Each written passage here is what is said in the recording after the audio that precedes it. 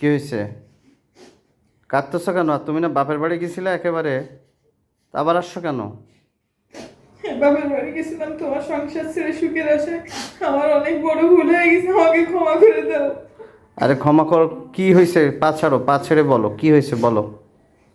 সংসারের মধ্যে বিয়ের পর থেকে খুঁটিনাটি যা হয়তো সব আমার মায়ের সাথে শেয়ার করতাম, আমার ভাইয়ের কাছে বলতাম, হুম। বোনদের কাছে বলতাম। তারা তারা আমার সবসময় অনেক খারাপ খারাপ কথা বুঝাইতো, আমিও সেটাই বিশ্বাস করতাম। তোমাকে ওরা খুব খারাপ জানতো, তোমার পরে ওদের খুব খারাপ ধারণা ছিল। ওরা যেভাবে বলতো আমি সেভাবে করতাম। তো এখন সমস্যা কি? ভাই বললো তুই এখানে চলে আয়, তুই আমাদের একটা মাত্র বোন, তোর কোনো সমস্যা না, তুই এখানে রাজরানী হয়ে থাকবি। মা বললো তুই এই সংসার থেকে চলে আয়, তোকে ভালো জায়গায় আরো ভালো দেখে বিয়ে দেবো। ওখানে সুখ হয়নি তাই খেয়েছে, ওখানে তুই এইখানে চলে আয়। আমি তাই চলে গেছিলাম ওখানে সবকিছু ফেলে, তোমাকে ফেলে।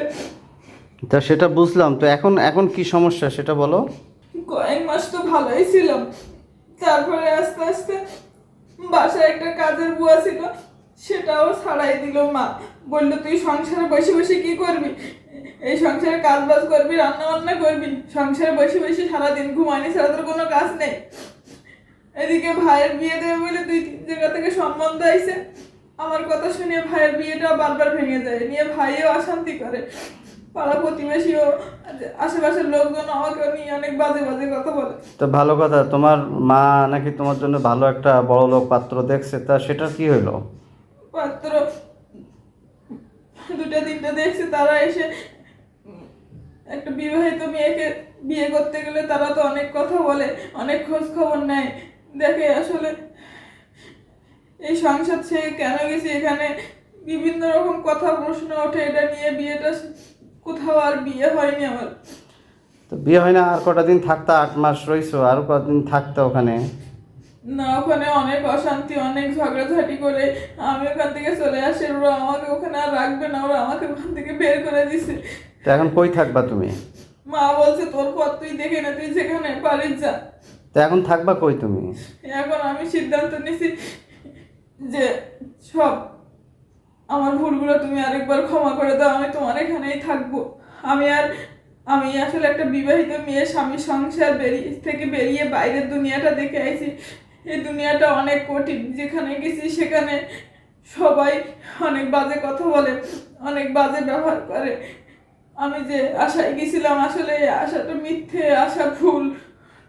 তা আমি বলবো সকল বোনরা, স্বামী সংসারে অনেক রকম অশান্তি গন্ডগোল ঝগড়াঝাটি হয়, এগুলো মানায় নিয়ে স্বামী সংসার করাটাই আমাদের পক্ষে ভালো এবং নিরাপদ। আমি আমার ভুল বুঝতে পারছি, তুমি আমাকে আর একটা বার সুযোগ দাও।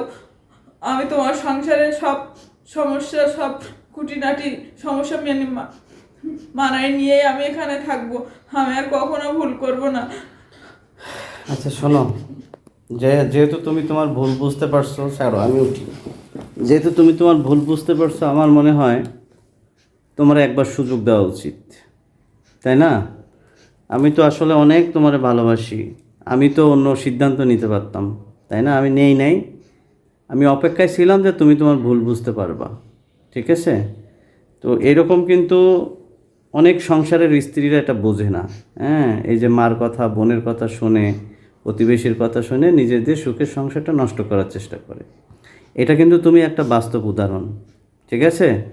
আর ক্ষমা করা হলো মহত্বের গুণ, ঠিক আছে? তোমাকে এবারের মতো ক্ষমা করে দিলাম, কিন্তু এরপরে যদি তুমি কখনো এই ভুলগুলো করো, তখন আমার সিদ্ধান্ত আমি নিব, মনে থাকবে?